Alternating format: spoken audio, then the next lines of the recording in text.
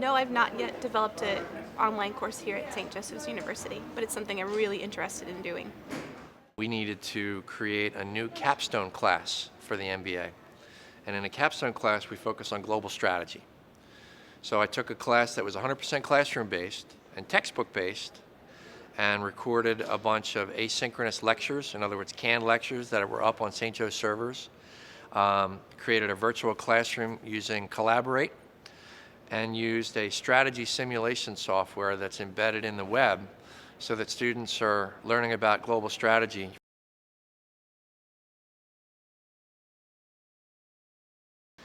Most classes have very clear learning objectives. In fact, St. Joe's is good about that. Our pedagogy here at the university is every section of every class has the same learning objectives. So when a student completes this class, it's our hope that they've learned these 5, 6, 7 things. So our traditional global strategy class had a set of learning objectives. I had to look at the course content of that traditional class and think of what section of the class addresses this objective, that objective, and that objective. That took forever. And then I needed to think about how I could convert that part of traditional course content into something that would work online.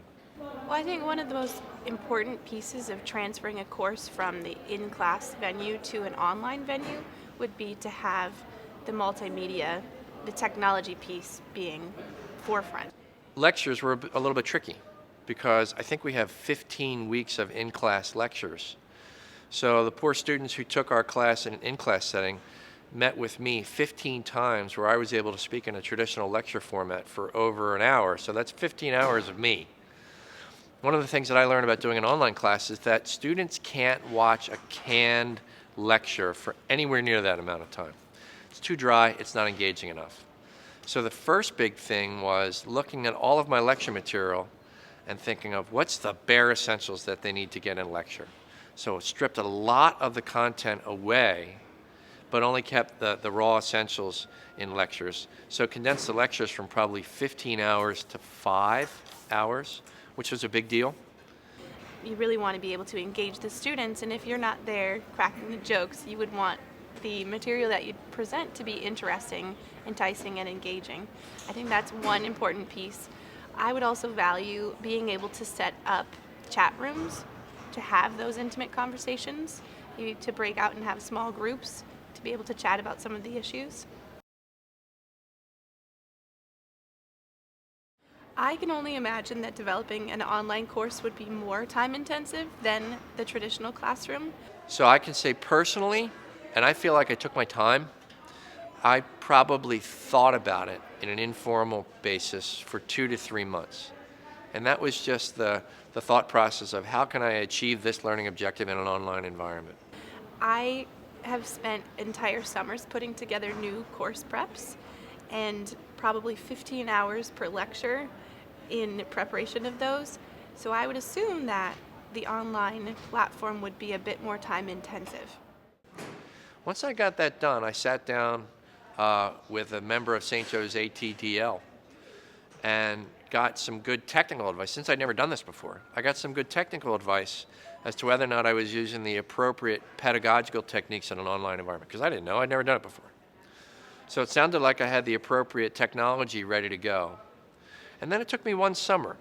I carved out time every weekday of a summer, and probably from June 1st until August 15th, I recorded some lectures, I wrote some assignments, I designed the Blackboard website, and I would say maybe 10, 15, at the most 20 hours a week,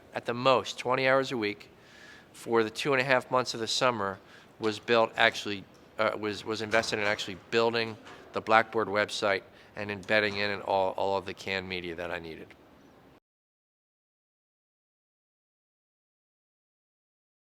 As I heard from best practices for online, is a student can only be engaged watching an asynchronous video for 20 minutes at a time, which really surprised me. Until I tried to sit there and watch a video for 20 minutes. You go bananas. So you've only got a student's attention for 20-minute snippets. Whereas in a classroom environment where there's real Q&A, there's more body language, there's laughter in the classroom, there's discussion from the students, it's difficult but not impossible to keep a classroom engaged for an hour and 15 minutes with maybe a quick bio break. I had to do that in 20 minutes at a time. So it made me a better teacher. As much as I resented it, it made me a better teacher because I saw a lot of fat in my lectures that could go. And after building that class over that summer, I'm probably getting half of the same content across in lectures in 1/3 the time. Not having done it before, one of the things that I think I would like to do is to record lectures using my voice and the PowerPoints that I've created and present those to the students to be able to still interact with me in some respect. I am not entirely familiar with the pedagogy surrounding best practices for online courses. That's something I would certainly need to look into in greater detail, something I would look to my colleagues to help me with. I have taken an online course before, and we did talk about some of the best practices for engaging students, and much of what I'm thinking about in designing my own course comes from that really positive experience that I had with an online course. Because as I mentioned, this is the first class I ever designed, so I'm definitely not an expert. I have some experience, a little bit of experience. There's two that I think of right away. The first is, as I mentioned, attention span online is much, much, much shorter. And when I first heard that lectures had to be 20 minutes or less, I just thought, well, I'm done because I talk way too much. So becoming really disciplined, kind of like they do on television. Like a TV commercial, every split second on a TV commercial counts. It's packed with information and influence. When you're doing a video for your students, every second has to count. No dead air. Drives students crazy. So very, very short, highly impactful videos, one. Two is find as many ways as you can to interact with one student. And those best practices include the breakout chat rooms to have conversations, to facilitate conversations between students. But I also think what's valuable about an online course is that it encourages students to think critically or take the time to think and to participate. Often in the traditional classroom, our quieter students aren't served well because they aren't given the time to think about things and to present their opinion. But here in this platform, they're given that opportunity to really shape what it is that they want to share.